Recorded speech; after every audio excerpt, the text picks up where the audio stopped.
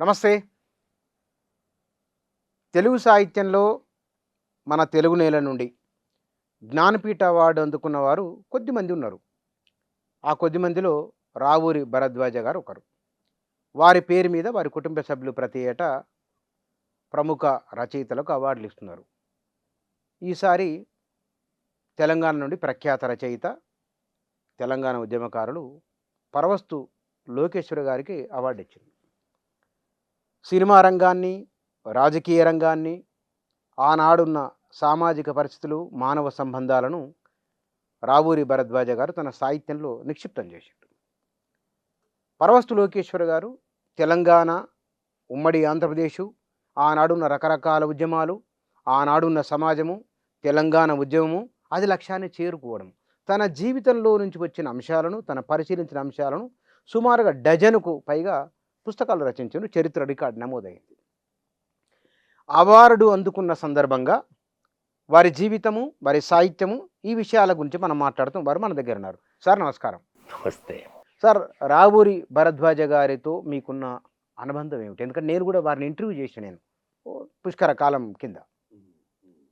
చాలా విలక్షణమైన, అద్భుతమైన వ్యక్తీకరణ ఉన్న రచయిత ఆయన, మాటల్లో కూడా మీలాగానే వారు కూడా. మీకు ఇద్దరికి ఉన్న అనుబంధం ఏమిటి చెప్పిన తర్వాత మనం సంతోషం. మళ్ళీ ఒకసారి రావూరి భరద్వాజ గురించి మాట్లాడుకోవటం. నిన్ననే ఇంకా 24 గంటలు కాలేదు. నిన్న సాయంత్రం ఆయనతోటి నాకున్న అనుబంధం, ఆ జ్ఞాపకాలన్నీ నేను చెప్పటం జరిగింది. ఆయనతోటి ఉన్న అనుబంధము, నా మీద ఆయన ప్రభావం, ఆయనతోటి నేను ఏం నేర్చుకున్నా అనేది నేను ముందు మీకు చెప్తాను. నేను 15 సంవత్సరాలు ఉన్నప్పుడు, నేను అంటే సుమారుగా 64, 65, 1964 అండ్ 65, నేను మా పాత నగరంలో ఉన్న భారత గుణవర్ధక సంస్థ లైబ్రరీలో నేను రెగ్యులర్గా వెళ్ళి చదువుకుంటేవాడిని. ఓ రోజు నేను ఇట్నే చదువుకుంటుంటే ఆ పక్కన ఉన్నోళ్ళు మాట్లాడుకుంటున్నారు. పైన మీటింగ్ హాల్లో ఎవరో పెద్ద రచయిత వచ్చిండట, మీటింగ్ జరుగుతుంది అన్న మాట నా చెవులో వినబడి, ఆ రోజుల్లో రచయితలను చూడటం అంటే చాలా గ్రేట్. అంటే సినిమా హీరోలను చూసినట్టు. సినిమా హీరోలను, ఇప్పుడు క్రికెట్ వాళ్ళు అన్నట్టుగా. నేను 15 సంవత్సరాల పిల్లవాడిని, బాగా సాహిత్యం చదువుకుంటున్నా. ఆ, నాకు చాలా థ్రిల్లింగ్ అనిపించింది ఆ వార్త, ఉత్సాహం అనిపించింది. నేను పైకి వెళ్ళిన, ఆ మీటింగ్ హాల్కి వెళ్ళిన. మీటింగ్ జరుగుతున్నది. ఒక పెద్ద ఆయన కూర్చున్నాడు. నల్లగా ఉన్నాడు కానీ మంచి ఖద్దరు బట్టలు, శాలువా వేసుకున్నాడు. విలక్షణంగా ఉన్నాడు. జుట్టు, ఆయన పెద్ద జుట్టు. పెద్ద జుట్టు, కానీ అప్పటికి ఇంకా గడ్డాలు మీసాలు ఏమీ లేవు. ఆ, అయితే ఆయన ఎవరో నాకు తెలియదు అసలు. అయితే పక్కనున్న ఆయన ఎవరినో అడిగిన, ఎవరు ఆయన అని అంటే, ఆయన పేరు రావూరి భరద్వాజ. ఆయన పాకుడు రాళ్ళు అన్న నవల రాసిండు 4 ఏళ్ల క్రితము. ఆ సందర్భంలో ఇట్లా పిలిచి నన్ను సన్మానము, మీటింగు చేస్తున్నారు అని అంటే, జీవితంలో మొదటిసారిగా రావూరి భరద్వాజ అన్న రైటరు ఉన్నారు అని నాకు తెలిసింది. కానీ పుస్తకాలకి నేను చదవలేదు. నేను వేరే పుస్తకాలు చదువుతున్నా, కానీ ఆయన పుస్తకాలు ఏవి చదవలేదు. పేరు వినటం కూడా మొదటిది. మీటింగ్ అయిపోయిన తర్వాత ఆయన వేదిక దిగంగానే చాలామంది యువకులు ఆయన చుట్టూ మూగిండ్రు. నేనైతే పిల్లవాడిని. వాళ్ళు మూగి ఒక ప్రశ్న అడిగిండ్రు. సార్ సార్, మీరు పాకుడు వాళ్ళు రాళ్ళు నవల రాసిండ్రు కదా, అందులో ఆ హీరోయిన్ ఎవరు సార్ అని ఆయన్ని సూటిగా అడిగిండ్రు. అడిగితే అప్పుడు ఆయన చిరునవ్వు నవ్వి, చాలా మెత్తటి స్వరంతో, చాలా సాత్వికంగా, బాబు అట్లా చెప్పకూడదు, ఒకళ్ళ యొక్క ప్రైవసీని మనం భంగం చేసినట్టయితది. చాలామంది నన్ను ఈ ప్రశ్న అడిగినరు, పాకుడు రాళ్ళ హీరోయిన్ ఎవరు అని.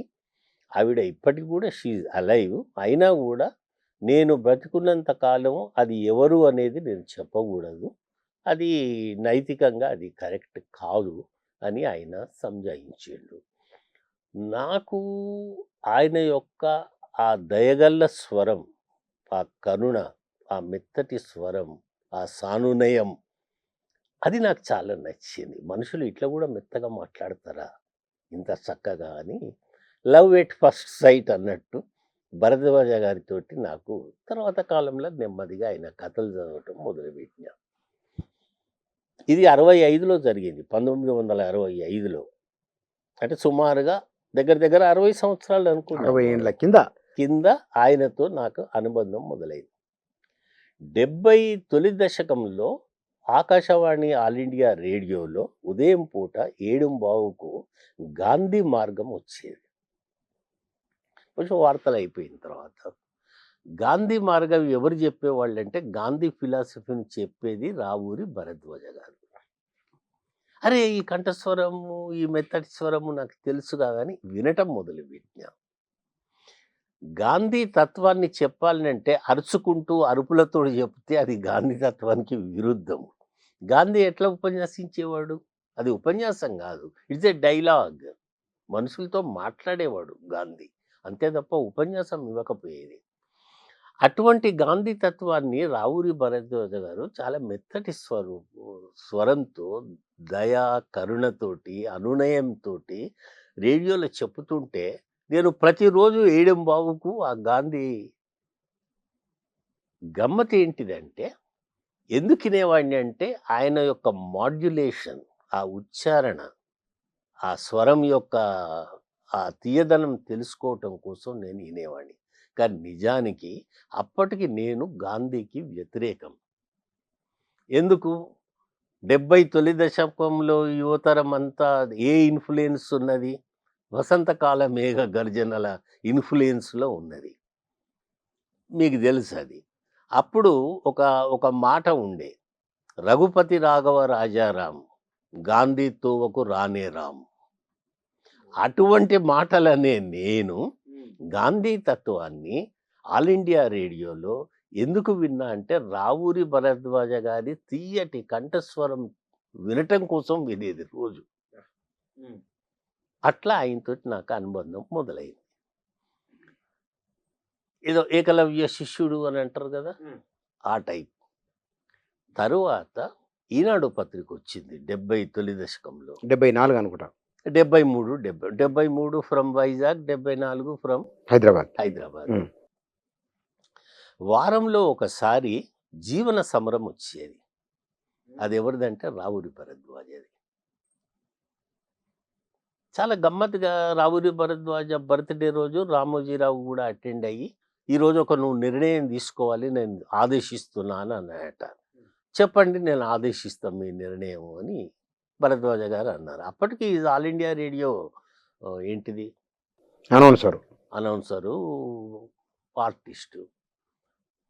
మీరేం చేయాలంటే జీవన సమరం క్యాప్షన్తో సమాజంలో ఉన్న సన్నజీవాలు, బక్కజీవాలు, అదో జగత్ సహోదరులు ఎవరైతున్నారో వాళ్ళను మాట్లాడి వాళ్ళ జీవితాలను మీరు క్లుప్తంగా వారం వారం మా దినపత్రికలో మీరు రాయాలి. ఓకే, ఆయన ఆదేశిస్తే ఈయన ఆచరించాలన్నమాట.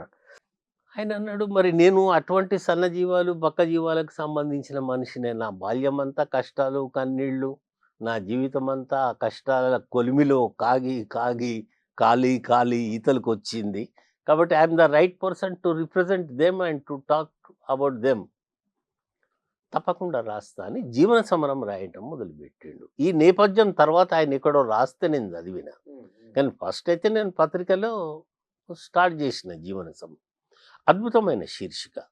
మన ఆంధ్రప్రదేశ్ సాహిత్య అకాడమీ ఆయనకు అవార్డు ఇచ్చింది ఆ పుస్తకం పైనే ఇచ్చిండ్రు. సరే, కేంద్ర జ్ఞానపీఠ అవార్డు ఏమో పాకుడు రాళ్ళకి ఇచ్చిండ్రు అనుకోండి, అంతేనా? అంతే, దానికి పాకుడు రాళ్ళకి. నేను అది రెగ్యులర్ ఉండే. అప్పుడు నేను చాలా ఆదర్శపూరిత లోకంలో భూమికి గజం ఎత్తులో నడుస్తున్నా నేను, ఒక ఊహా జగత్తులో. అప్పుడు ఒక ఇక విప్లవం రేపో మాపో వస్తుంది అన్న ఉత్సాహంలో మేము ఉన్నాం 70 దశకంలో. ఆ తరం అట్లా ఉండే. అట్లా అయినా కూడా ఇటువంటి రచనలు అయితే అందులో ఒక కథ ఉంటుంది. అదేమిటంటే ఆయన రాసిందే జీవన సమరంలో. ఆయన ఆఫీస్ అయిపోతుంది 5:30కు ఆకాశవాణిలో.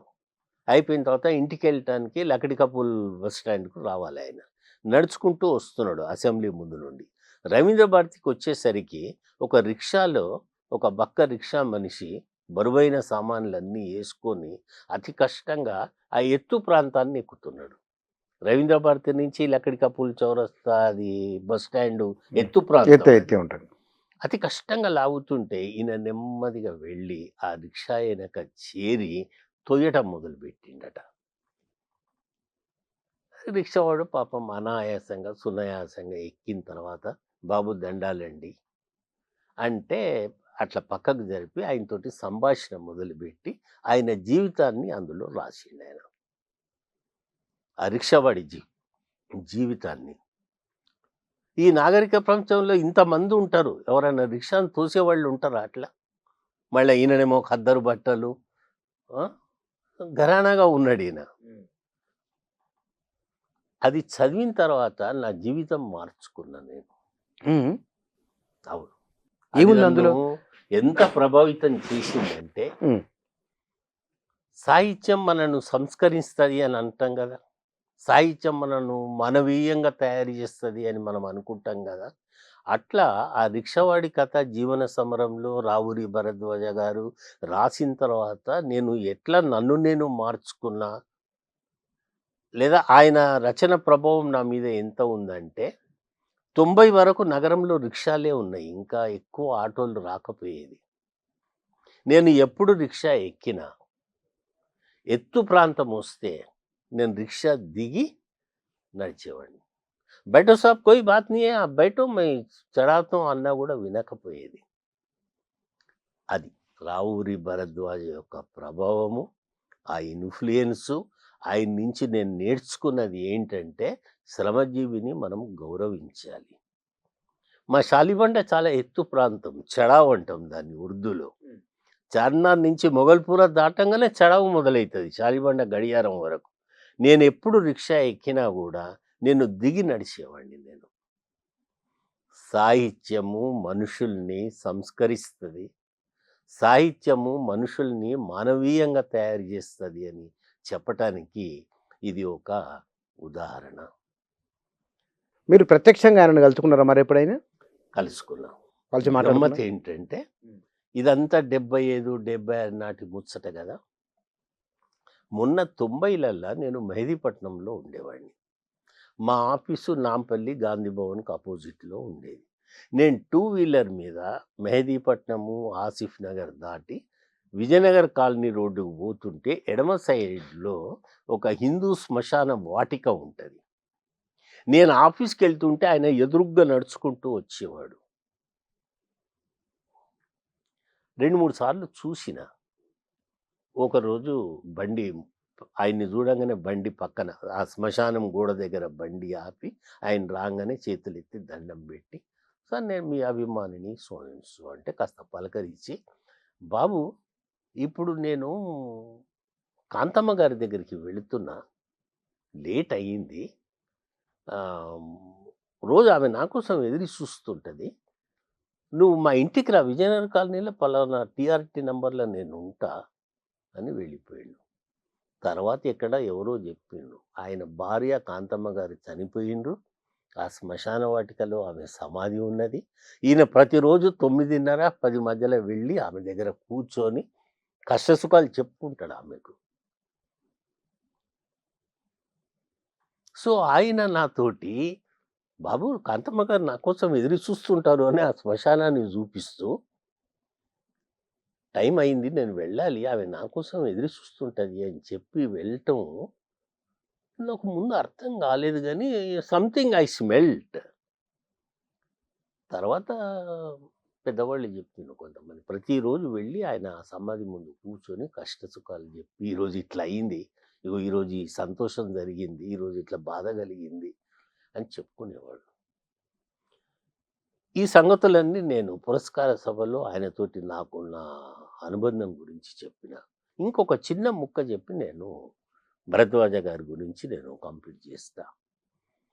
భరద్వాజ గారి పురస్కారం నేను అందుకుంటుంటే నేను ఎట్లా ఫీల్ అయినా అంటే, భరద్వాజ ఆకలి లోకంలో నుంచి వచ్చిన మనిషి, దరిద్రం నుంచి వచ్చిన మనిషి, కటిక దరిద్రం. కటిక దరిద్రం. ఆయన సమకాలీన మిత్రులు ఎవరు తెలుసా?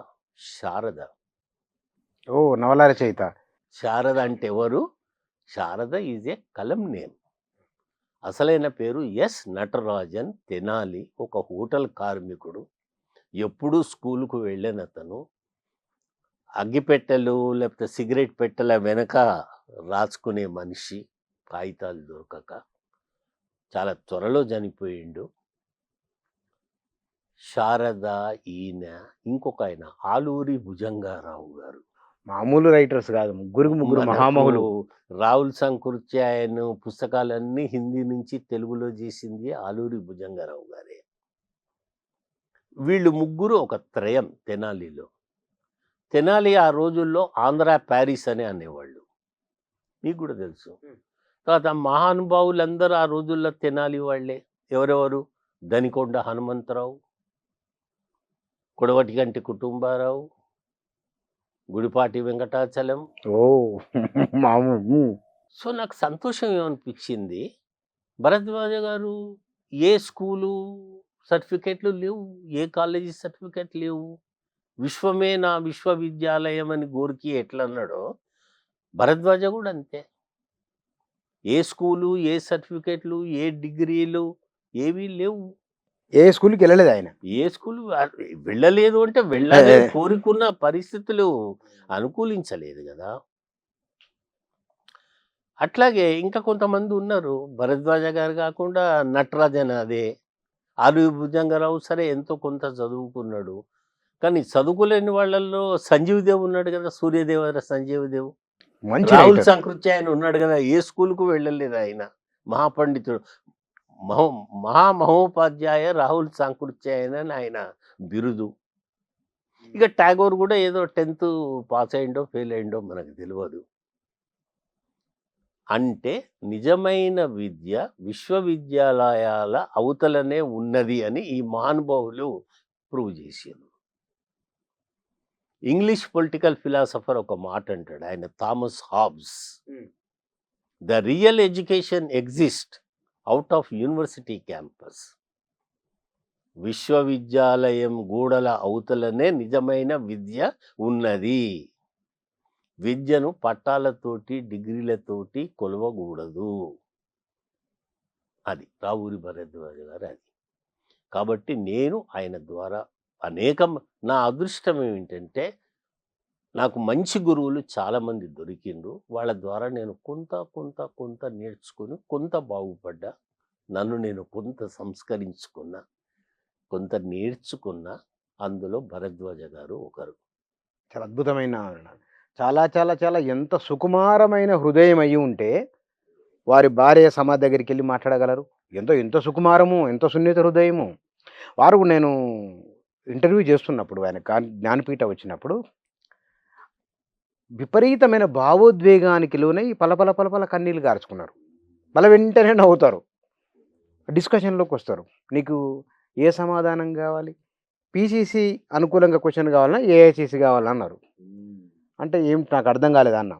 నీకు నచ్చినట్లు ఆన్సర్ చెప్పాలన్నా మీ ఆఫీస్కు నచ్చినట్టు చెప్పాలన్నా అన్నారు. నీకు నచ్చినట్టు చెప్తే వేస్ట్, ఏఐసీసీకి నచ్చాలి అంటే మీ హెడ్ ఆఫీస్కు నచ్చాలి, ఇట్లా అన్న. అంటే ఆ రచయిత ప్రభావం అంటే అందరికీ జీవితం ఉంటుంది, అందరికీ అనుభవాలు ఉంటాయి. కొందరే ఆ జీవితాన్ని అత్యంత అద్భుతంగా వ్యక్తీకరించడం, కొందరే సమాజ లోతుల్లోకి వెళ్ళడం ఎట్లా సాధ్యమవుతుంది? అందులో మీరు ఎట్లా సాధ్యమైంది? ఎట్లా రాస్తున్నారు మీరు? ఒక గొప్ప కళతో బయలుదేరిన నా జీవితం, నా టీనేజ్ ఎండింగ్లోనే ఒక గొప్ప కళ. అదేంటంటే విప్లవము మరియు సోషలిజం.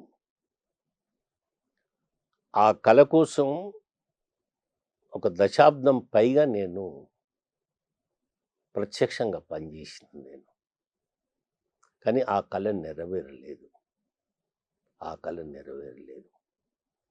అది లోపల ఆ బాధ తొలుస్తుంటుంది. ఆ బాధ ఒక్క నన్నే కాదు, మా తరాన్ని అది ఎప్పటికీ తొలుస్తుంటుంది. ఆ ఖాళీని పూర్తి చేసుకోవటం కోసం, ఆ గ్యాప్ను పూర్తి చేసుకోవటం కోసం నేను రచనను ఆశ్రయించిన. నన్ను నేను స్వాంతనపరుచుకోవటానికి, నన్ను నేను తృప్తిపరుచుకోవటానికి నేను అప్పుడు రచయితనైనా. నిజానికి అప్పటి నుంచి ఇప్పటి వరకు చదవటమే నాకు చాలా ఇష్టం. విపరీతంగా చదువుతాను నేను. రాయటం అనేది ఒక సామాజిక బాధ్యత. ఇతరుల కోసం రాయటం. అది నేను 50 సంవత్సరాలకు పెన్ను పట్టుకొని రాయటం మొదలుపెట్టినా. అప్పటి 50 వరకు ఏండ్లకు నేను సమాజంతో, ప్రజలతోటి ప్రత్యక్ష సంబంధం, పుస్తకాలు చదవటము, నా గాంధీ గారు ఏమన్నారు? ఎక్స్పెరిమెంట్ విత్ ట్రూత్ అన్నాడు కదా! నా జీవితంతోటి నేనే అనేక ప్రయోగాలు చేసిన. ఉద్యోగాలు వదిలిపెట్టటము, ప్రజల కోసం పనిచేయటం, మళ్ళీ యువతలికి రావటము, రకరకాల ఉద్యోగాలు చేయటం. ఈ అనుభవాలన్నీ అయిన తర్వాత 50 ఏళ్లకు నేను పెన్ను పట్టుకొని రాయటం మొదలుపెట్టినా. కాబట్టి నా ప్రతి రచన నేనేంటిదో తెలియజేస్తుంది. నా అనుభవాలను, నా అధ్యయనాన్ని, నా అవగాహనను నా రచన తెలియజేస్తుంది. పాకుడు రాళ్ళు నవలలో ఆనాడున్న రంగుల ప్రపంచానికి సంబంధించిన ఒక అద్భుతమైన వ్యక్తీకరణ. కల్లోల కలలకాల మీరు రాసిన గ్రంథం 200 పేజీలున్న గ్రంథాలే, రెండిటికి 2. కల్లోల కలల కాలం మీరు కన్న కలలేమిటి, ఆ కల్లోలం ఏమిటి? కొంత బ్రీఫ్గా చెప్తే విషయాల పరంపర కొనసాగిద్దాం. మీకు తెలుసు, ఇది ఒక నవలాత్రయం. మొదటిదేమో సలాం హైదరాబాద్, రెండోదేమో కల్లోల కళ్ళకాలం, మూడోదేమో తీరం చేరిన నావ. ఇవి 3 నవలాత్రయం. సలాం హైదరాబాద్ ఏంటంటే 1969 తొలి దశ ఉద్యమాన్ని ఫోకస్ చేయటం కోసం అప్పుడు నేను విద్యార్థిగా, నేను సిటీ కాలేజీ విద్యార్థిగా నేను పాల్గొన్నా కాబట్టి నా అనుభవాలు, అప్పటి సమకాలీన సమాజాన్ని నేను సలాం హైదరాబాద్లో రాసిన. దాన్ని 69ను బేస్ చేసుకొని వెనుకకెళ్ళి 400 సంవత్సరాల హైదరాబాద్ కథను కూడా మళ్ళీ అందులో చెప్పిన నేను. ఆ పుస్తకం అంటే మొదటి భాగము సలాం హైదరాబాదు 69-70 తోటి ఎండ్ అయింది. ఇక మీరన్నట్టు కల్లోల కలల కాలము 70 నుంచి 90 వరకు దాని యొక్క పీరియడ్, దాని యొక్క కాల పరిధి. ఇదొకటి. మళ్ళీ మూడో భాగము తీరం చేరిన నావ 90 నుంచి 2014 తెలంగాణ వచ్చే వరకు మూడవ భాగం. అంటే 69 తెలంగాణ ఉద్యమంతో మొదలుపెట్టి తెలంగాణ వచ్చిన 2014 తోటి ఈ 3 పుస్తకాలు, నవలలు కంప్లీట్ అయినాయి. అయితే మీరు అన్నట్టుగా నేను 70 నుంచి 90 వరకు ఎందుకు తీసుకున్నా అంటే, ఆ ఉద్యమము తాత్కాలికంగా ఆగిపోయిన తర్వాత మా యువతరం మొత్తం వామపక్ష ఉద్యమాల వైపు మొగ్గింది. ఆ రోజు వామపక్ష ఉద్యమాలు అంటే ముఖ్యంగా నక్సల్బరీ ఉద్యమము, ఇంకా మిగతా పార్టీలు, వామపక్ష పార్టీలను నేను కూడా సహజంగా అందులో యాక్టివ్గా వెళ్ళటము, 10-12 ఏళ్ళు చాలా యాక్టివ్గా పనిచేయటం, ఉద్యోగం చేస్తున్న గవర్నమెంట్ ఉద్యోగం వదిలిపెట్టి కార్యకర్తగా పనిచేయటము, ట్రేడ్ యూనియన్స్లలో ఉండటము. ఈ అనుభవాలన్నీ నేను 1970 నుంచి 90 వరకు కల్లోల కలల కాలంలో నేను చూసిన మనుషులు, నేను చూసిన నాయకులు, వాళ్ళ మనస్తత్వాలు, వీళ్ళ గురించి, మళ్ళీ ప్లస్ నా జీవితం గురించి, నా జీవితం ఎట్లా ఆటుపోట్లకు గురైంది, ఎట్లా ఉద్యోగాలు వదిలిపెట్టినా, మళ్ళీ కొత్త ఉద్యోగాలకి ఎట్లా పోయినా, అక్కడ ఎట్లా ఇమడలేదు, ఎట్లా అడ్జస్ట్ కాలేదు, మనుషుల మనస్తత్వాలు ఏంటి, అవి మనల్ని ఎట్లా గాయపరుస్తాయి, ఎట్లా బాధపరుస్తాయి, అట్లాంటివన్నీ నేను ఈ 2వ నవలలో రాయటం జరిగింది. చాలామంది పాత్రలు వస్తారు. ముఖ్యంగా ఎమర్జెన్సీ గురించి నేను హైలైట్ చేయటం జరిగింది అందులో. ఎమర్జెన్సీ ఏ పరిస్థితులలో వచ్చింది, అప్పుడు నాయకులు ఎవరు, ఫెర్నాండెస్ గురించి, ఇట్లాంటి వాళ్ళకు స్నేహలత రెడ్డి గురించి చెప్పిన. ఇదంతా ఈ 2వ దాంట్లో రాసిన. 3వ దాంట్లోకి వచ్చేసరికి అయోధ్య ఉద్యమం వచ్చింది, మండల్ కమిషన్ వచ్చింది, మళ్ళీ మిగతా తెలంగాణ ఉద్యమం గురించి. ఇవన్నీ నేను ఒక రచయితగా నా కాలాన్ని నేను రికార్డు చేసిన, గ్రంథస్థం చేసిన. నా జీవితాన్ని, సమాజ జీవితాన్ని, రాజకీయ జీవితాలను నేను ఈ 3 నవలల్లో గ్రంథస్థం చేసిన. నేను ఈ 3 గ్రంథాలు చదివిన నేను. Thank you. దీంతో పాటుగా మీరు సిల్క్ రూటు, తర్వాత స్కూటర్ యాత్ర, ఇదంతా తెలంగాణ సోల్, తెలంగాణ ఆత్మ ప్రతిబింబం అందులో ప్రతి పదంలో కనబడుతుంది. 1970ల సందర్భంలో ఉన్న ఆనాడున్న మీ తరం, లేదా ఆనాడున్న పార్టీలు ఆలోచన ధార, ఆ ఆలోచన ధారకు అంబేద్కర్ పూలే ఎందుకు అందలేదు? కారణం ఏమిటి? నాకు అనిపించింది ఆ చదువుతున్నప్పుడు, మరి అంబేద్కర్ పూలేను వీళ్ళు ఎందుకు విస్మరించిరా, లేకపోతే చెప్పలేదా, ఆ దృష్టి వైపు ఎందుకు వెళ్ళలేదు అని. ఒక చోట బాలగోపాల్ ఒక మాట అన్నాడు, వేదాలను రాసింది బ్రాహ్మలే, వేదాలంతా చరివిత చరవణంగా వల్లవేయటం తప్ప వ్యాఖ్యానించటము, విశ్లేషించటము, అర్థం చేసుకోవటం అనేది ఉండదు. రిపిటేషన్, పునశ్చరణ, ఓరల్గా. వేదాలను బ్రాహ్మలు ఎట్లా రాసిండ్రో, తొలి దశ నుంచి చాలా కాలం వరకు కమ్యూనిస్ట్ పార్టీలు, వామపక్ష ఉద్యమాలల్లో నాయకులంతా బ్రాహ్మలే. ఎస్ఏ డాంగే కానీ, బిటి రణదివే కానీ, పిసి జోషి కానివ్వండి, అంత బ్రాహ్మణ నాయకత్వం, లేదా అగ్రకుల నాయకత్వం అని కూడా అనుకోవచ్చేమో తర్వాత కాలంలో. మన వాళ్ళు చేసిన పొరపాటు ఏంటంటే, the pioneer of communist movement in India, communist వైతాళికులు భారతదేశంలో చేసిన పొరపాటు ఏంటంటే, మార్క్సిజాన్ని, లెనినిజాన్ని, మావోయిజాన్ని యాజ్ ఇట్ ఈజ్గా పునశ్చరణగా, ఎటువంటి మార్పులు చేర్పులు లేకుండా ఒక డాగ్మా సిద్ధాంతంగా, ఒక పిడివాద సిద్ధాంతంగా వాళ్ళు ఏం చెప్పిండ్రో ఇండియాలో అదే అమలు చేయటం మొదలుపెట్టిండ్రు. మొదటి నుంచి చివరి వరకు అదే జరిగింది. దీనివల్ల ఏం జరిగింది అంటే, భారతదేశం యొక్క పరిస్థితులను వాళ్ళు అర్థం చేసుకోలేదు, భౌతిక పరిస్థితులను. మార్క్సిజం, లెనినిజం అనేది ఒక గీటురాయి, ఒక కులమానం అయినా కూడా దాన్ని భారత పరిస్థితులకు అన్వయించటం ఎట్లా అనేది మన వాళ్ళు ఫెయిల్ అయిపోయి యాజ్ ఇట్ ఈజ్గా ఇంప్లిమెంట్ చేసిండ్రు. ఇందులో జరిగిన పొరపాటు ఏంటంటే, మార్క్స్ యూరోపియన్ పరిస్థితుల్ని దృష్టిలో పెట్టుకొని వర్గం గురించి మాట్లాడిండు, కానీ భారత సమాజం చాలా డిఫరెంట్. ఇక్కడ కులం అనేది ఒకటి ఇంపార్టెంట్. కులం సంగతి మార్క్స్కు తెలియదు. ఆయన 1857 భారత ప్రథమ స్వాతంత్ర ఉద్యమం అని మార్క్స్ అద్భుతమైన పుస్తకం రాసిండు భారతదేశం మీద, కానీ అది ఎకనమిక్ థియరీ మాత్రమే. కానీ కులం అనేది ఒకటి ఉన్నదని మార్క్స్ దృష్టికి రాలేదు. వీళ్ళు కూడా ఏం చేసిండ్రంటే, వర్గ పోరాటం ఇంపార్టెంట్ తప్ప వర్ణ పోరాటం ఇంపార్టెంట్ అనేది వీళ్ళు మొన్నటి వరకు కూడా గుర్తించలేదు. కాబట్టి అంబేద్కర్ మరుగున పడిపోయిండు. ఇప్పుడు కొత్తగా మళ్ళీ లాల్ నీల్ సిద్ధాంతము మొదలైంది. కానీ అప్పటికే ఎంత నష్టం జరగాలనో కమ్యూనిస్ట్ ఉద్యమంలో అంత నష్టం జరిగింది. ఐ మీన్ భౌతిక పరిస్థితుల్ని అర్థం చేసుకోవటంలో వామపక్ష ఉద్యమం పెద్ద నష్టపోయింది.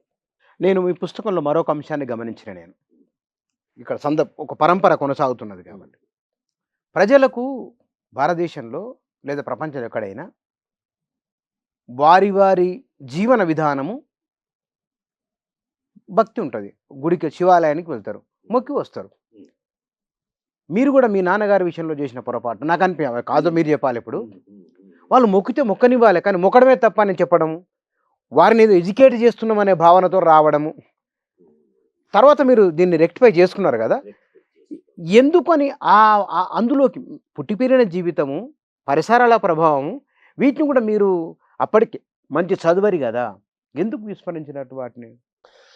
చూడండి, ప్రాచీన గ్రీక్ ఫిలాసఫర్ ప్లాటో ఉన్నాడు కదా, ప్లాటో యవ్వనంలో రాసిన పుస్తకాలన్నిటినీ వృద్ధాప్యంలో తిరస్కరించాడు.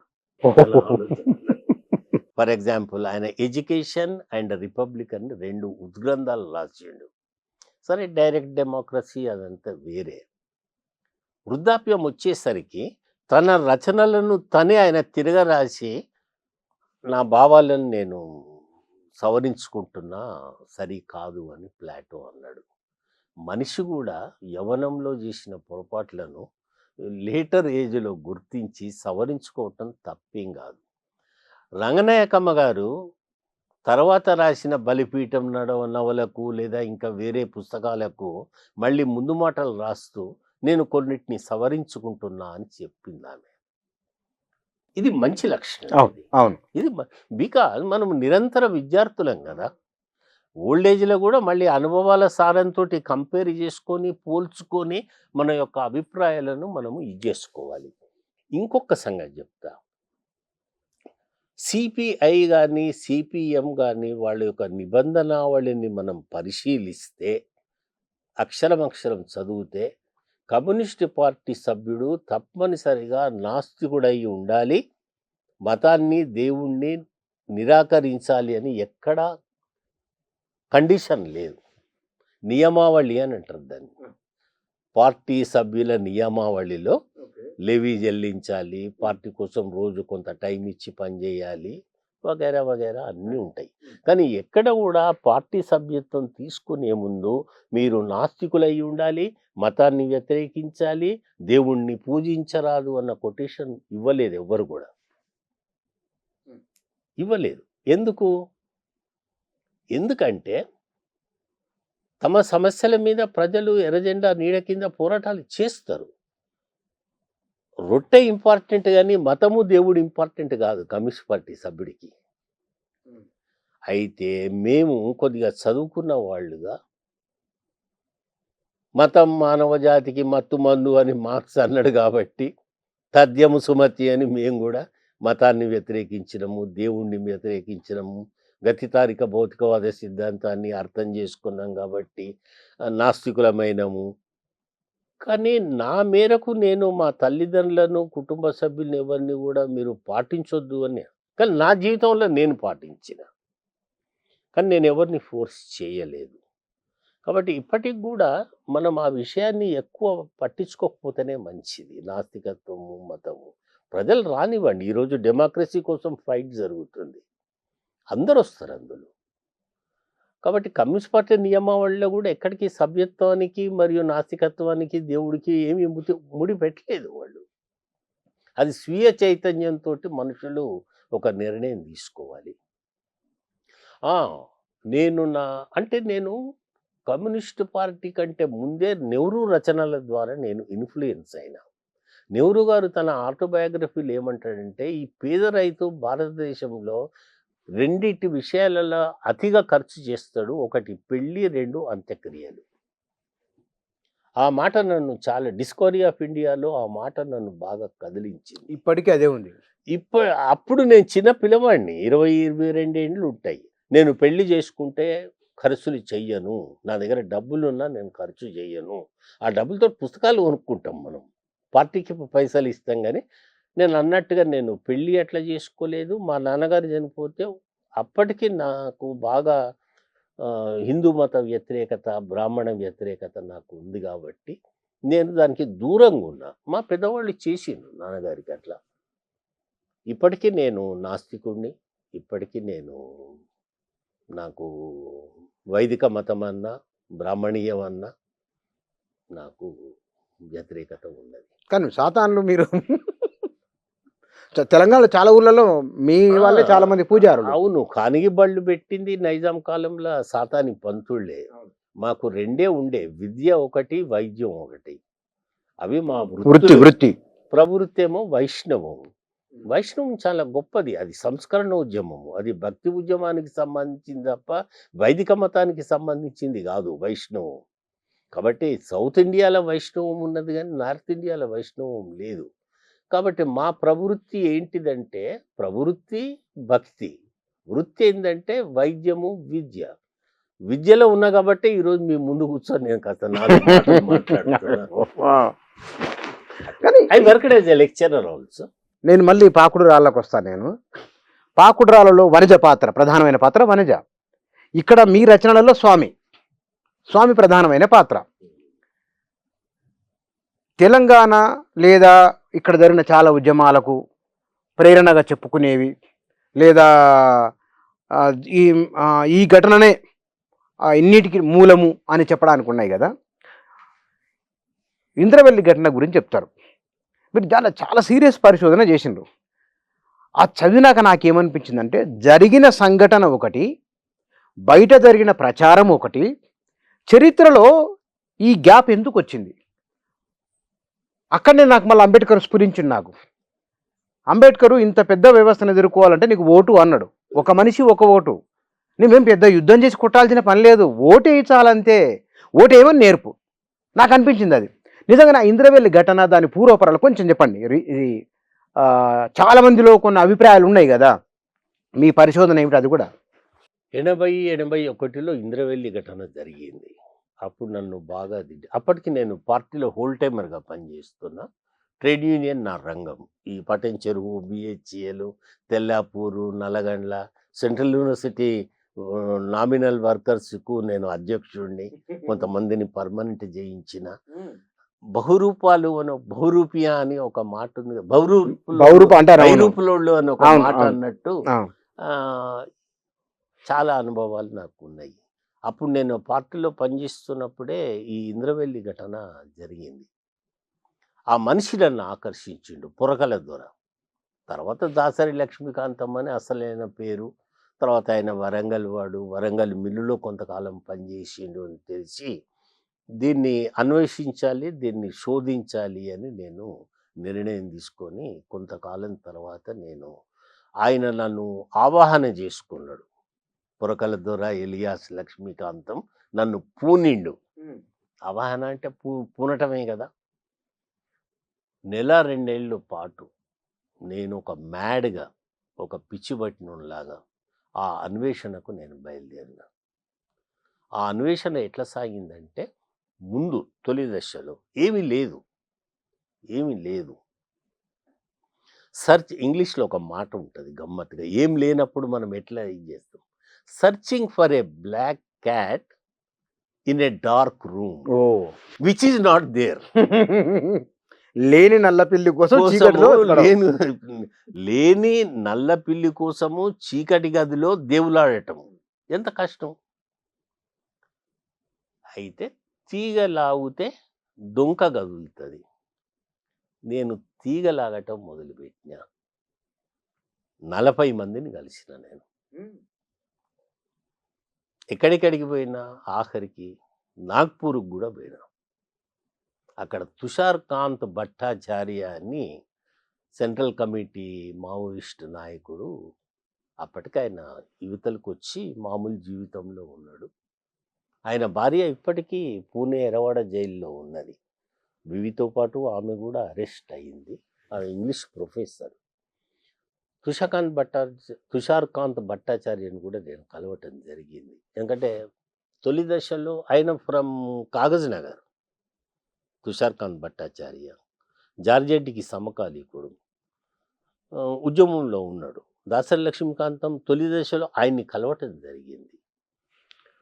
40 మందిని నేను కలిసిన. ఇందులో చాలా మందికి దాసరి లక్ష్మీకాంతం తోటి ప్రత్యక్ష సంబంధాలు, ఆయనకు ఆశ్రయం ఇవ్వటము, ఆయన తోటి కలిసి పనిచేయటం. విపరీతంగా నేను మొత్తం వరంగల్ జిల్లాను, అటు ఆదిలాబాదును, అటు నాగ్పూర్ను జల్లెడబట్టినా నేను. మీరు జర్నలిస్టులు ఇన్వెస్టిగేటివ్ జర్నలిజం అంటారు కదా. అవునవును. నేను జర్నలిస్టును కాని జర్నలిస్టు. నేను నాకు గుర్తింపు ఉండదు. మరి ఆమె అరుంధతి రాయ్కి ఉంటుందేమో గుర్తింపు. ఆమె ఛత్తీస్గఢ్ నేను స్కూటర్ మీద కూడా పోయి తిరిగినా కదా. పుస్తకం కూడా మీకు చాలా గుర్తింపు వచ్చింది ఆ పుస్తకానికి. మామూలు తెలంగాణ ఉద్యమ సందర్భంలో. కానీ పొరకల ద్వారా దాసరి లక్ష్మీకాంతం కోసం నేను చేసిన కృషి ఆ పుస్తకంలో రికార్డ్ అయింది. కాబట్టి ఇప్పటికీ కొంతమంది మావోయిస్టు మిత్రులు అది చదివిండ్రు, కానీ వాళ్ళకి ఇష్టం లేదు అది చర్చించడం. ఎందుకంటే అందులో కొన్ని నిజాలు ఉన్నాయి. నిజాలు డైజెస్ట్ అయితే లేవా? గమ్మత్ ఏంటంటే, నేను అది అధ్యయనం పరిశోధన చేయటం మొదలు పెడితే, ఎట్ లాస్ట్ స్టేజ్ ఈ worked in VST, Vazir Sultan tobacco company అని ముషీరాబాద్లో ఉన్నది కదా, అక్కడ పనిచేసిండు ఆయన. అక్కడున్న అప్పటి వాళ్ళు అందరితో నేను మాట్లాడినా. ఆయనకి ఎంతమంది అయితే ఆశ్రయం ఇచ్చిండ్రో వాళ్ళందరితోటి మాట్లాడిన. అందులో ఒక వ్యక్తి గురించి మీకు ఇప్పుడు చెప్పాలి. నిజాలు అని మీరు అన్నారు కదా, నిజం చెప్తా. ఇంద్రవెల్లి ఘటన జరిగినప్పుడు పేపర్లు ఏం రాసింది? దాసరి లక్ష్మీకాంతం అనే పొరకల దొరనే నిలబడి అక్కడ ఇంద్రవెల్లిలో ఇదంతా జరిగింది, కాల్పులు జరిగినాయి, ఆయన తప్పించుకున్నాడని. నేను ఉద్యమంలో యాక్టివ్గా పనిచేసిన ఒక మనిషిని కలిసిన, పేరు చెప్పకూడదు, ఆయన ఇప్పటికి హైదరాబాద్లో ఉన్నాడు. ఆయన ఏం చెప్పిండంటే, ఇంద్రవెల్లి ఘటనకు 2 రోజుల ముందు 2 రోజుల తర్వాత ఆయన మా దగ్గర వరంగల్ల కాచిబుగ్గలనే లక్ష్మీకాంతం మాతో పాటు ఉన్నాడు. అక్కడ లేడు ఆయన. అక్కడ లేడు ఆయన. 82 ఏప్రిల్లో మేలో జరిగింది కదా ఘటన అది. మొత్తం ఉద్యమ నిర్మాణము, గోండులకు పండ్లు ఎట్లా తోముకోవాలి, ఆరోగ్యం ఎట్లా కాపాడుకోవాలి, వంటలలో పోపులు ఎట్లా పెట్టాలి, అక్కడి నుంచి లక్ష్మీకాంతం గోండులను ఎడ్యుకేట్ చేసి వర్గ పోరాట సిద్ధాంతాలు కూడా చెప్పిన మనిషి ఆ ఘటన జరిగినప్పుడు వరంగల్లో ఉన్నాడని ఈ సాక్షి చెప్పిండు. ఆయన ఇప్పటికి ఉన్నాడు ఇక్కడ, కానీ ఆయన పేరు చెప్పకూడదు. ఆయన తర్వాత కాలంలో పోలీసులు చాలా టార్చర్ చేశారు. ఇప్పటికి కూడా ఆయనకు నిద్ర రాదు రాత్రిపూట. ఒకటేసారి మేల్కొని ఆ టార్చర్ జ్ఞాపకం వస్తుంది ఆయనకు. ఆయన ఎందుకు పనికి రాకుండా ఉన్నాడు? ఆయన భార్య స్కూల్ టీచర్ కాబట్టి ఆమె ఇతన్ని పోషిస్తున్నది ఇప్పటికీ. ఆయన చెప్పింది ఏంటంటే, ఇంద్రవెల్లి ఘటనకు 2 రోజుల ముందు 2 రోజుల తర్వాత లక్ష్మీకాంతము మా కాచిబుక్కల మేమిచ్చిన షెల్టర్లో ఆయన ఉంటున్నాడు. ఆ రోజు పొద్దున నేను పేపర్లు కొనంగానే ఇంద్రవెల్లి పతాక శీర్షికలు, కారణం ఎవరు అంటే సో అండ్ సో పొరకల దొర అని ఉన్నది. నేను ఆ పత్రికలన్నీ తీసుకుపోయి మా లక్ష్మీకాంతం ముందు పెట్టిన. ఆయన ఇట్లా చూసి ఇట్లా పక్కకు నెట్టేసేయండి అబ్బాయి. ఇదంతా నేను ఈ కల్లోల కాలంలో నిజాలు చాలా నిష్ఠూరంగా ఉంటాయి. కాబట్టి నా పుస్తకాలలో చాలామంది ఇప్పుడు నిష్ఠూరానికి గురవుతుండ్రు, కోపాలు వస్తున్నాయి, మా గురించి మీరు ఇట్లా రాస్తారా అని. వ్యక్తులు కానీ లేదా ఉద్యమ వ్యక్తులు కానివ్వండి. ఏంటిది? దీని వెనుక ఉన్న రహస్యం ఏంటంటే, లక్ష్మీకాంతము ఒక్కడు గూండు లోకంలోకి ప్రవేశించి వాళ్ళను చైతన్యపరిచి వాళ్ళ సమస్యల మీద ఎడ్యుకేట్ చేసి ఒక ప్రాపర్గా ఆయన ఉద్యమాన్ని నిర్మిస్తున్నప్పుడు సడన్గా అప్పటి ఉన్న పీపుల్స్ వార్ గ్రూప్ వాళ్ళు చొచ్చుకొచ్చి తమ హస్తగతం చేసుకొని, ఈయన వద్దన్నా కూడా ఆ రోజు సంత జరుగుతున్న రోజు ప్రదర్శనకు వాళ్ళు పిలిపించారు. లక్ష్మీకాంతం అప్పటి పీపుల్స్ వరకు చెప్పిండు, ఇది తప్పకుండా పోలీస్ కాల్పులకు దారితీస్తుంది, పోలీసు వాళ్ళు కావాలని దీన్ని రెచ్చగొట్టడానికి కాల్పులు జరుపుతారు, వాళ్ళు అమాయకులు దెబ్బతింటారు, మీరు ఈ నిర్ణయం తీసుకోకండి, మనం పద్ధతి ప్రకారంగా వాళ్ళని ఎడ్యుకేట్ చేద్దాము, ఇంకా టైం ఉన్నది, ఏది మిలిటెన్సీ పోరాటాలకు టైం ఉన్నదని చెప్తే, వాళ్ళు తమ యొక్క ప్రాబల్యం కోసము ఈ ఊరేగింపు నిర్ణయాన్ని తీసుకున్నప్పుడు అది నచ్చక 2 రోజుల ముందే లక్ష్మీకాంతం కాచిబుగ్గకు వచ్చేసిండు వరంగల్కు. ఇప్పటికీ లోకం ఏమనుకుంటుందంటే లక్ష్మీకాంతం చేసిండని. అది అయిన తర్వాత ఆయన ఎక్కడెక్కడికి పోయిండు, ఎట్టెట్లా జీవించిండు, ఎవరెవరి దగ్గర ఆశ్రయం తీసుకున్నాడు, వాళ్ళందరితోటి ఆయన వ్యక్తిత్వాన్ని నేను తెలుసుకోవటం జరిగింది. ఇంగ్లీష్లో ఒక మాట ఉంది కదా, అన్సంగ్ హీరోస్, కాలం గుర్తించని హీరోలు వాళ్ళందరూ. సమాజ వాస్తవికతను గుర్తించ నిరాకరించడమా, లేదా వారి వారి జీవితాల్లో నుంచి సమాజాన్ని అర్థం చేసుకున్నందుకు ఇట్లా అయిపోయినరా? ఇది వ్యక్తులకు ఆపాదించలేము.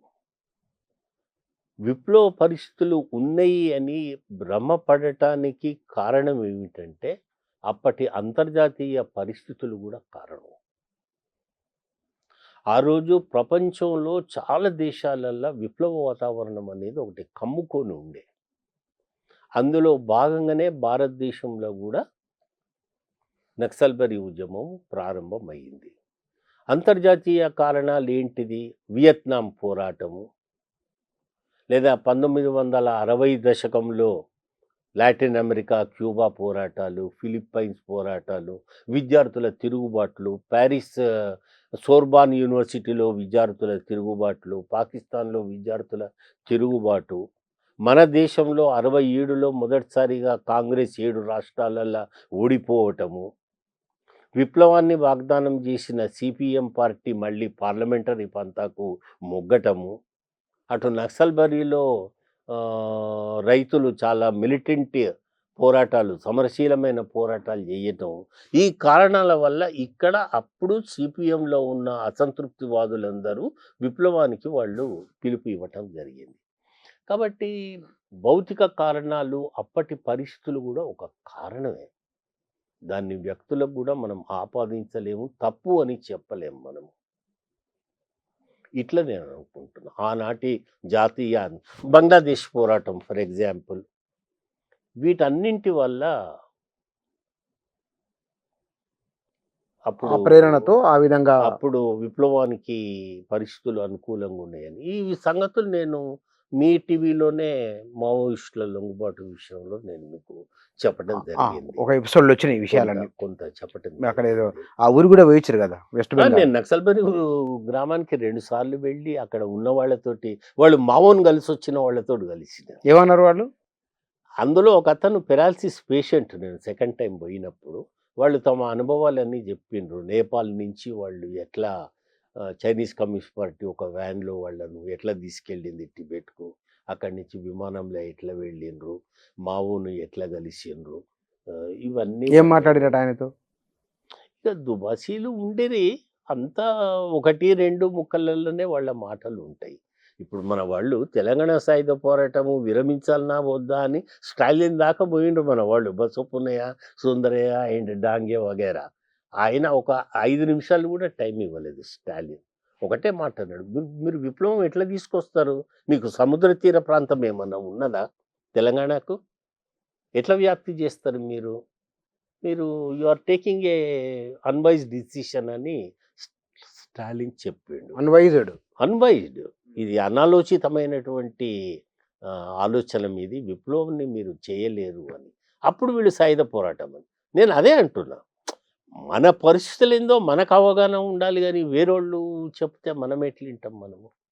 కానీ ఇక్కడ మీ రైటింగ్స్లో నుంచే గాంధీ, నెహ్రూ, ఈ గాంధీ నెహ్రూలను అసలు మీ నాటి తరం అర్థం చేసుకున్నదా? మీరు అన్నారు రఘుపతి రాఘవ రాజారాం అన్నారు, కానీ ఆ అనంతరమైనా సరే మీరు గాంధీ, నెహ్రూ ఒక బలమైన ఆలోచన ఈ దేశానికి ఇచ్చిందని, గాంధీ సూటు బూటేసుకున్న గాంధీ గోసి పెట్టుకోవడం అనేది, గాంధీ తన చరమాంకంలో చాలా చైతన్యవంతంగా, అంటే కులం ఉండొద్దు ఈ దేశంలో, కులం లేని మనిషి కావాలని గాంధీ అన్నాడు కదా.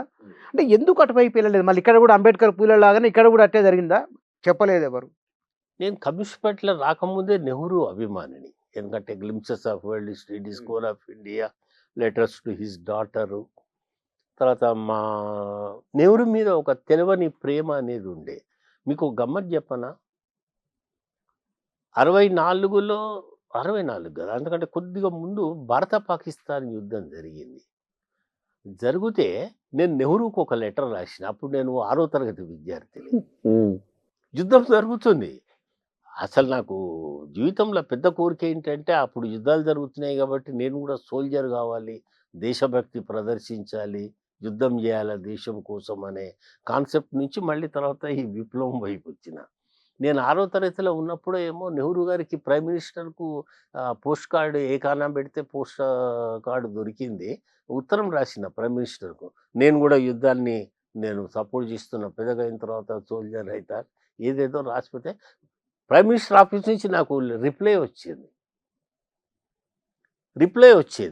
అయితే ఇంట్లో తెలియదు నేను లెటర్ రాసినట్టు పిఎంకు. తంతరు, మా అమ్మ తంతది బాగా నన్ను అని స్కూల్ అడ్రస్ పెట్టిన.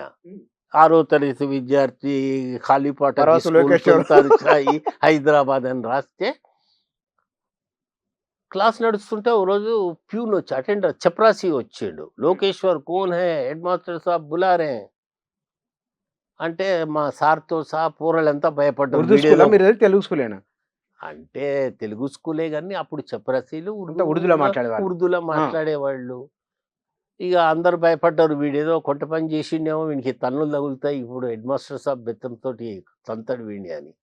సార్ కూడా "ఏం చేసినావురా నువ్వు" అన్నట్టుగానే చూసి "పోయిరా పో" పోయినా.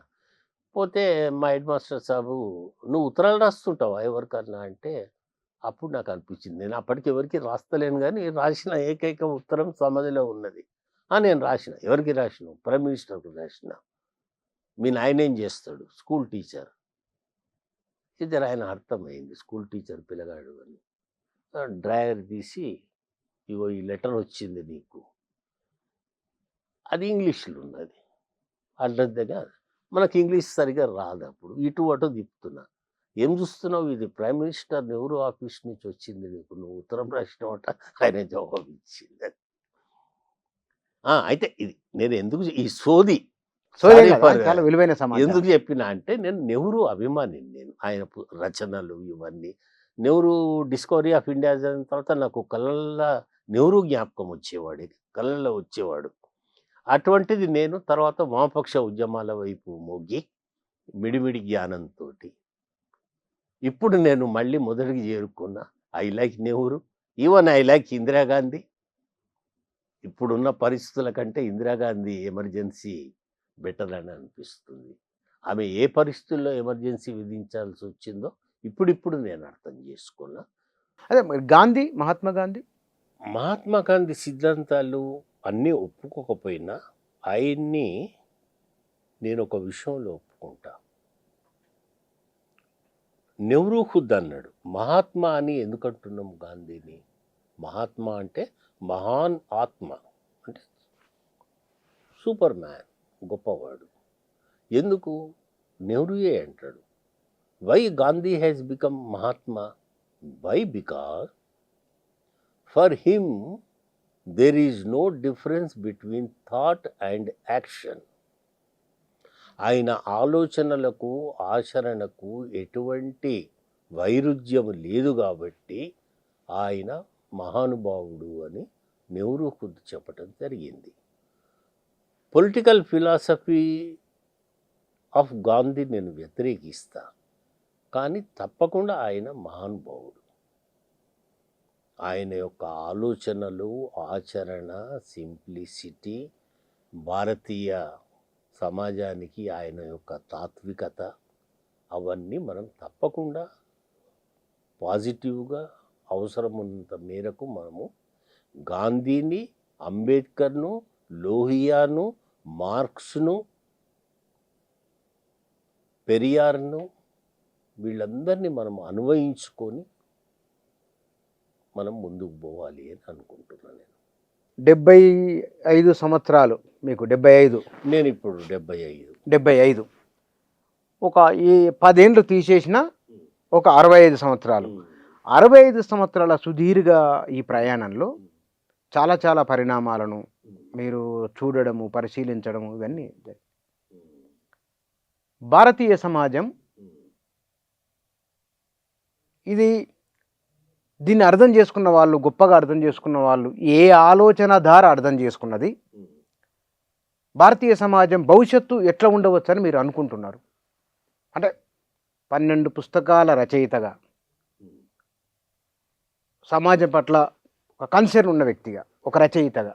నేను ఇందాకే చెప్పినట్టు ఏదో ఒక సిద్ధాంతాన్ని ఒక డాగ్మాగా ఉన్నదున్నట్టు మనం పట్టుకొని పోకుండా మన భౌతిక పరిస్థితుల్లో ఈ మారుతున్న సమాజ పరిస్థితులకు అనుగుణంగా మనం ఒక సిద్ధాంతాన్ని తయారు చేసుకోవాలి. పూర్వం నుంచి భారత పరిస్థితులకు అనుకూలంగా ఎన్నెన్నైతే సిద్ధాంతాలు వచ్చినాయో వాటిలో ఉన్న మేలి గుణాలన్నిటిని తీసుకొని చెప్పిన కదా, భక్తి ఉద్యమాల దగ్గర నుంచి, అంబేద్కర్ నుంచి, లోహియా నుంచి, గాంధీ నుంచి, నెహ్రూ నుంచి భిన్నత్వంలో ఏకత్వం అనే దాన్ని నమ్ముకుంటూ ముందుకు పోవాలి.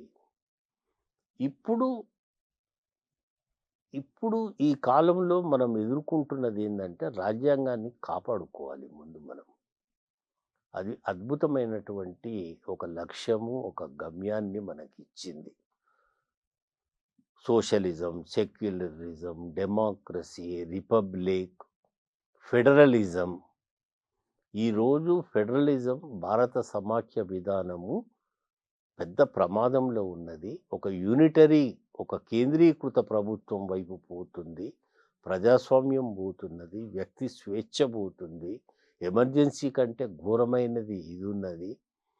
కాబట్టి ఇప్పుడు మనము ముందు రాజ్యాంగాన్ని కాపాడుకునే ఉద్యమాన్ని ముందుకు తీసుకుపోతూ అంబేద్కరు, ఫూలే, లోహియా, గాంధీ, నెహ్రూ ఈ సిద్ధాంతాలన్నింటినీ మనం అర్థం చేసుకొని ముందుకు పోవాలి. రావూరి భరద్వాజ గారి అవార్డు అందుకున్న సందర్భంగా వారితో ఉన్న పరిచయము, సాహిత్యము, ప్రధానంగా మీరు రాసిన ఈ పరంపర ఏదైతే ఉన్నదో ఇంకేదన్నా కొత్త ఆలోచన, కొత్త రైటింగ్స్ ఏమన్నా ఉన్నదా ప్రణాళిక మీకు? రాయవలసినవి చాలా ఉన్నాయి. ప్రస్తుతం నేను దక్కన్ ల్యాండ్ అని ఒక మ్యాగజైన్లో 75 సంవత్సరాల క్రితం ప్రజల భాష ఎట్లుండే, ప్రజలు ఎట్లుండేది, ఆ సింప్లిసిటీ, ఆ నొబిలిటీ, ఆ సామరస్య విధానము ఎట్లా ఉండేనో 70 ఏళ్ల క్రితం మనుషులు ఎట్లుండేది, అప్పటి నగరం ఎట్లుండే, అప్పటి పాత నగరం ఏ రకంగా ఉండే, వాటి గురించి నేను నా అనుభవాలను గ్రంథస్థం చేస్తున్నా. ఇవి ప్రస్తుతం ఈ పనిలో నేను ఉన్నాను. ఎన్ని ఎపిసోడ్లు అయినాయి? ఇప్పటికీ ఒక 5-6 రాసినాను. తర్వాత నేను గతంలో రాసిన చార్మినార్ కథలు కూడా హైదరాబాద్ పాత నగరము, అప్పటి పరిస్థితులు, మనుషులు, అప్పటి భాష. ఇప్పుడు లేదు ఆ భాష. అంతా నాగరికమైపోయింది. టీవీలు, పత్రికలు, సినిమాల పుణ్యమా అని. అప్పుడు మనుషుల ఆలోచన విధానము, మనుషుల మధ్య సంబంధాలు ఏ రకంగా ఉండే, ఆ సింప్లిసిటీ, ఆ నొబిలిటీ ఏంటిది, అప్పుడు జీవన విధానం ఏమిటి, అవన్నీ గతంలో రాసిన. అది ఇప్పుడు ఇంగ్లీష్లో కూడా వస్తుంది ఆ బుక్కు. ఇప్పుడు మళ్ళీ అదే కంటిన్యూ చేస్తున్నా. కానీ ఇంకో ఉద్గ్రంథం ఏదన్నా రాయాలి అన్న ఆలోచన ఇప్పటంతలో అయితే నాకు లేదు. ఇంకా ఈ వయసులో కూడా ఇంకా కొంత తిరగాలి అని కోరిక ఉంది. ఇంకా తిరగాలి? ఎస్, ఇంకా కొన్ని ఉన్నాయి నాకు ఇష్టమైన ప్రాంతాలు. 20 దేశాలు తిరిగిండ్రా? 20 వరకు తిరిగిన నేను. 20 వరకు తిరిగిన అంటే అందులో 13 దేశాలు వెస్ట్ యూరోపియన్ కంట్రీసే కదా. అవి చిన్నవి. న్యూజిలాండ్ తిరిగిన, ఆస్ట్రేలియా తిరిగిన, ఇట్లా. కానీ ఇంకా కొన్ని ఉన్నాయి నాకు ఇష్టమైన దేశాలు తిరిగేది. ఇంకొక బాధ్యత ఉన్నది ఇంట్లో. అదొకటి అయిపోయిందంటే ఇక నేను మళ్ళీ నా సంచార జీవితము మొదలు పెడతాను. మళ్ళీ తిరగాలనుకుంటున్నారు? తిరగాలి. ఇప్పుడు మళ్ళీ నేను నెహ్రూ దగ్గరికే వస్తా. నెహ్రూ డిస్కవరీ ఆఫ్ ఇండియాలో ఏమన్నాడు, నేను రాజకీయాల్లో రాకపోతే ఏమయ్యేది, నేను కాశ్మీరు లోయలు, మైదానాలు, మంచుకొండల్లో సంచారిగా విహరించేవాడిని అని నెహ్రూ తన కళల్ని తన పుస్తకంలో చెప్పిండు. కాబట్టి నేను రాహుల్ సాంకృత్యాయని యొక్క శిష్యుడిగా, ఇంకా నా లోపల కొంత సంచారత్వం కూడా ఉంది. అది వైష్ణవ తత్వం నుంచి వచ్చిన గుణం అది. కానీ అదే నేను నెహ్రూ అన్నారు, ఆయన భక్తిని కూడా నిరాకరించలే, తృణీకరించాలి ఆయన ఎక్కడ కూడా. అది అంటే మనిషి ఊహకందని ఎన్నో ఉన్నాయి. భగవంతుడు అంటే ఉన్నాడు, లేడంటే లేడు. కానీ ఏదో ఒక శక్తి మాత్రం ఈ జగత్తును నడిపిస్తున్నదనే ఆలోచన నాకు డిస్కవరీ ఆఫ్ ఇండియాలో కనబడింది కదా. అంత ప్రేమించిన మీరు, శ్రీ వైష్ణవులు, స్వామివారి ఆరాధన నిత్యం జరుగుతుంది కదా.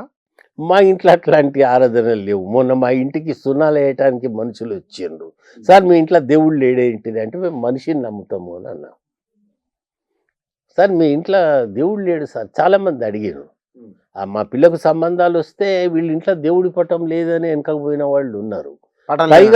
పైగా ఏమన్నారు, ఆ కాళోజీ అని ఎవరిదో బొమ్మ ఉంది, ఆయన నక్సలైట్ అట కదా. అయ్యో అట్లా సంగతి. కాళోజీ బొమ్మ ఒకటి ఉండే మా ఇంట్లో. అది చూసి ఆయన నక్సలైట్లకు సపోర్ట్ చేస్తారట, వాళ్ళ ఇంట్లో దేవుళ్ళు లేరు కానీ కాళోజీ బొమ్మ ఉన్నది అని వాళ్ళు వెనకకు పోయి. కానీ ఎవరు మీ అబ్బాయిదా ఎవరిదో ఏదో సినిమా చూసి పెళ్లి సంబంధం ఓకే అయిందని ఎక్కడ చదివినండి. దాంట్లో ఏదో సినిమా చూడడం ద్వారా సినిమా మనసులో ఇంత ప్రభావితం చేస్తాను ఒక దగ్గర. అది తీరం చేరిన నావలో మా అమ్మాయి చివరికి తనే ఒక పిల్లవాడిని సెలెక్ట్ అమ్మాయా అబ్బాయా? చేసుకున్నది. కాదు, అమ్మాయి, బిడ్డ. చేసుకుంటే వాళ్ళ తల్లిదండ్రులు వాళ్ళు ముందు ఒప్పుకోలేదు. సహజంగా అందరి తల్లిదండ్రులాగా. అప్పుడు 'బొమ్మరిల్లు' సినిమా వచ్చింది. బాగా సూపర్ అది చూసిన తర్వాత వాళ్ళు వాళ్ళ పిల్లవాడి కోరికను ఓకే అని అన్నారట. సరేరా చేసుకోలే, ఇప్పుడు నీకు చెప్పిర్రా ఆ మాట? చెప్పిండ్రు. మళ్ళీ వాళ్ళు కూడా అందరం కలిసే పెళ్లి చేసినాం, ఉభయ పక్షాల వాళ్ళం. దాంట్లో వర్ణన బాగుంది మీరు రాసిన ఇట్లా ఎట్లా వేరు మీరిద్దరు ఎట్లా మాట్లాడిను అనేది. ఇప్పుడు మొన్నెవరో ఫ్రెండ్ అంటున్నాడు, మీరు మీ స్వీయ చరిత్ర రాసుకోండి. నా పుస్తకాలన్నీ నా స్వీయ చరిత్ర, ఇంకా వేరేది రాయటానికి ఏమీ లేదు. అనుభవాలు ఏమీ లేవు. భరద్వాజ గారు కనుక తన అనుభవాన్ని రాసుకున్నట్లే అంతే. ఎవరైనా రచయితలు వాళ్ళ అనుభవం. స్వీయ జీవితం నుంచే రచనలు వస్తాయి తప్ప అవతల నుంచి అయితే రాలేం కదా మనము. Thank you. Thank you. నమస్తే. రావూరి భరద్వాజ అవార్డు ఆ రచయిత తన జీవితంలో అనుభవాల ఆధారంగా గ్రంథస్థం జరిగితే నేను ముందు చెప్పినట్లుగానే ఒక రచయితతో సంభాషణ, ఇది కొన్ని రేఖామాత్రమైన అంశాలకు సంబంధించింది. ఒక నవల, తెలుగునాట సంచలనం కలిగించిన నవల పాకుడు రాళ్ళు. అట్లాగని వారి రచనలు తెలంగాణ ఉద్యమం జరుగుతున్నప్పుడు సలాం హైదరాబాదు, కల్లోల కడలిక, తర్వాత స్కూటర్ యాత్ర, ఛత్తీస్గఢ్ స్కూటర్ యాత్ర, ఇవి 2006-7 నుంచి 2014 వరకు ఎక్కువ మంది చదివినాయి, ఎక్కువ మంది మాట్లాడిన పుస్తకాలు కూడా వారికి సంబంధించినవి. ఇది కొన్ని అంశాలకు సంబంధించి వారితో జరిగిన సంభాషణ. ఇది భారతీయ సమాజానికి సంబంధించిన. భారతీయ సమాజం చాలా సందర్భాల్లో మధ్యయుగాలలో ఆనాడున్న పరిస్థితిని అది తనను సంస్కరించుకున్నది. 14-15 శతాబ్దంలో అక్క మహాదేవి అక్కడి నుంచే రావడం, మీరాబాయి రావడం అక్కడి నుంచి, అంతకు పూర్వం రామానుజుల వారు, ఆ తర్వాత బసవేశ్వరుల వారు, ఆ తర్వాత స్వామి వివేకానందుల వారు, ఆ తర్వాత శంకరాచార్యుల వారు, అంతకుముందు ఇట్లా భారతీయ సమాజంలో ఒక పరంపర ఉన్నది. అది ఈనాడు రకరకాల పేర్లు ఉండొచ్చినవి, ఆనాడు భారతీయ సమాజ లక్షణం అది సాహిత్య రూపంలో, పాటల రూపంలో, పద్యాల రూపంలో, ఇవాళ వీరు రచన రూపంలో, వచన రూపంలో తీసుకొని వస్తున్నారు. ఇది ఈ ప్రవాహం భారతీయ సమాజాన్ని. ఈ ప్రవాహంలో ఒక 60-70 సంవత్సరాల వారి జీవితానికి సంబంధించిన సంభాషణ ఇది. Thank you.